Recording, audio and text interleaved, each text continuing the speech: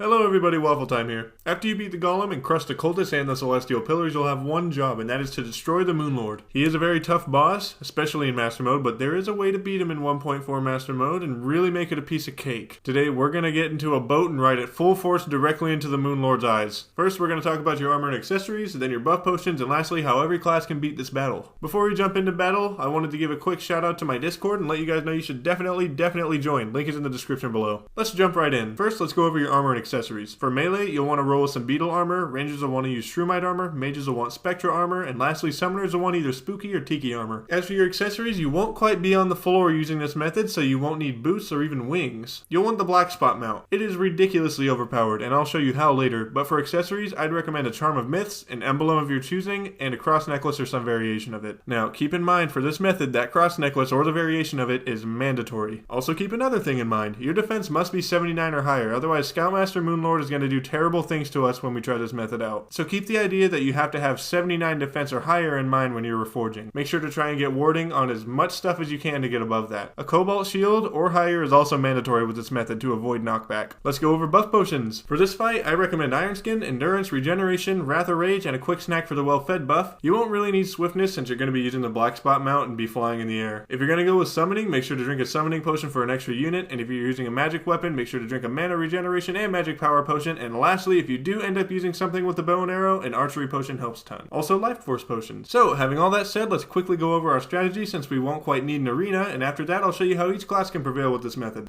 Alright, here's what's going to happen. Moonlord's going to spawn in, you're going to choose one of his hands and completely ass blast it with every bit of power you have in you. You have to try your best to get that eye out of its socket as quickly as possible. You might take a bit of damage doing this, but be ready for everything, including his Phantasmal Death Ray. Be ready to either completely face tank it, teleport through it with a Rod of Discord, or try and fly around it the best you can. Personally, I just tried flying around it and I took a couple of hits by it and I ended up being totally fine. For each method, I'll be using the accessories of that class, which I'll show down in the corner along with some super powerful endgame weapons. I'll first use a Solar Eruption and Daybreak for the melee method. As you can see, the cool thing about the black spot mount is that you could avoid the vast majority of attacks with great speed. Make sure you know the timing of when that eye on his head opens up so you can fly around his Phantasmal Death Ray. The strategy here is to take out the eye on that hand as soon as possible, which honestly I had the most trouble with in regards to melee. The Daybreak is a good weapon, but the Solar Eruption really chews up the Moonlord. The hardest part of this strategy is definitely trying to get that eye out in quick time. This is the most risky part, seeing as after that you're pretty much invincible. As soon as I get that eye out, I quickly rush into the socket and stay there. As you can see, it's only doing 1 damage at a time to us with contact damage, giving us invincibility against the Moonlord's other attacks. Stay in the socket and keep attacking until you reach the end of your world, then magic mirror back and quickly rush back into the socket. One thing to note too is getting rid of all tall obstructions such as previous arenas and giant trees is extraordinarily helpful. Also keep an eye on your health as you may lose contact with the eye socket occasionally and take a hefty hit. I probably had the most trouble with melee for 2 reasons. 1, I kept getting caught on tall structures in my world, and 2,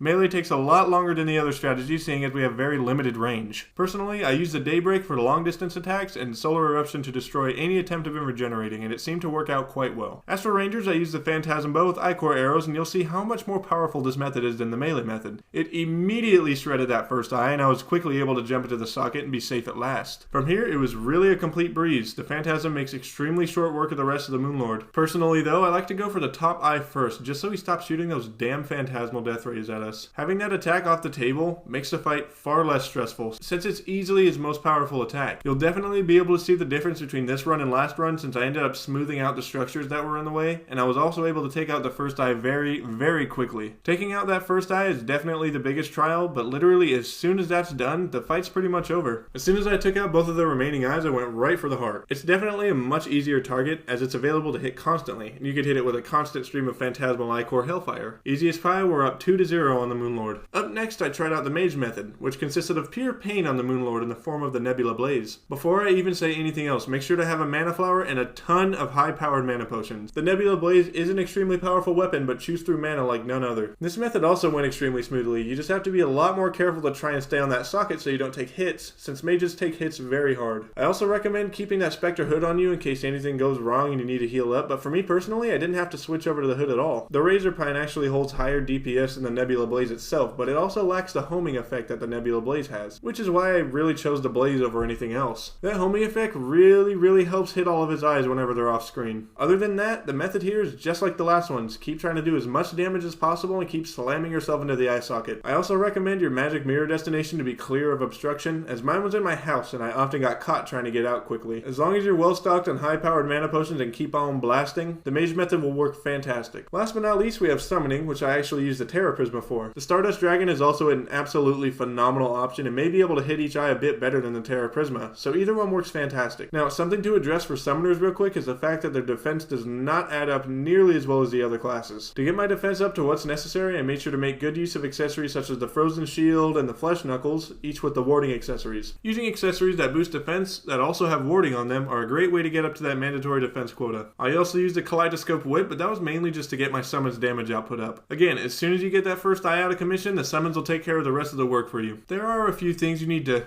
keep an eye out for.